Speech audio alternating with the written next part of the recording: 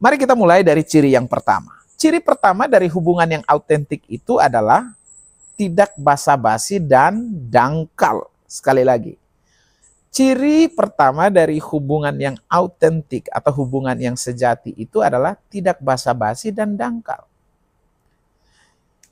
Jadi hubungan yang autentik itu orang merasakan sesuatu yang murni, tulus, mengalir dari hati ke hati, dan tidak ada kepura-puraan. Contoh konkret yang relevan dalam konteks ini bisa kita lihat dalam gereja.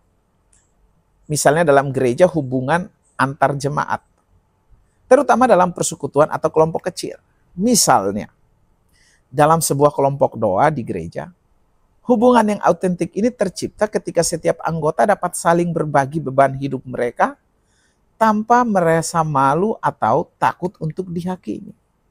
Mereka bisa ngobrol dari hati ke hati tentang kepribadian, masalah pribadi, tentang perasaan, dan juga pergumulan rohani mereka. Sebaliknya, percakapan yang basa-basi itu mungkin hanya berfokus pada topik-topik ringan seperti cuaca, kegiatan gereja, tanpa ada keterbukaan dan juga kejujuran di dalam. Sebagai contoh nih, jika seorang di kelompok doa itu sedang bergumul dengan masalah keluarga atau pekerjaan, mereka bisa dengan bebas membagikan perasaan mereka. Dan anggota yang lain mendengarkan dengan empati dan memberikan dukungan dalam doa, tanpa berpura-pura atau memberikan jawaban-jawaban yang cenderung terdengar baik atau standar.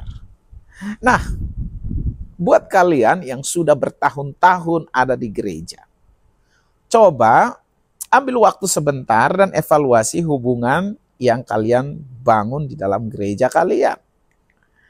Apakah hubungan itu autentik atau cuma sekedar basa-basi dan penuh dengan kepura-puraan? Coba pikirkan, ketika kalian punya masalah, apakah kalian berani untuk menceritakannya ke teman-teman satu gereja kalian? Atau kalian menyimpannya karena takut nanti masalah kalian bisa jadi aib dan juga bisa jadi bahan gosip? Coba pikirkan. Dan saya sih berharap bahwa teman-teman di gereja kalian adalah orang-orang yang mau mensupport kalian. Lingkungan kalian adalah safe space, tempat teraman untuk kalian menjadi diri kalian sendiri.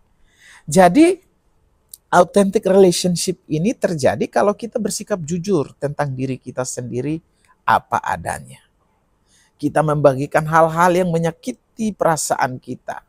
Kita juga mengungkapkan perasaan kita, berani mengakui kegagalan, menyatakan keraguan, dan juga mengakui kelemahan. Nah, di dalam buku ini, Rick Warren menyebut, keautentikan dalam gereja itu adalah suasana yang penuh kejujuran dan kerendahan hati.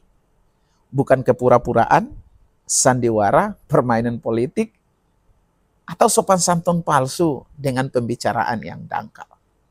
Nah, di dalam hubungan yang autentik, orang berbicara dengan hati yang terbuka, tanpa menyembunyikan perasaan atau niat yang sebenarnya. Kenapa? Karena mereka tidak takut mengungkapkan kelemahan, kegagalan, atau keraguan mereka. Itulah ciri pertama dari hubungan yang autentik, yaitu tidak dangkal dan tidak basa-basi. Autentik.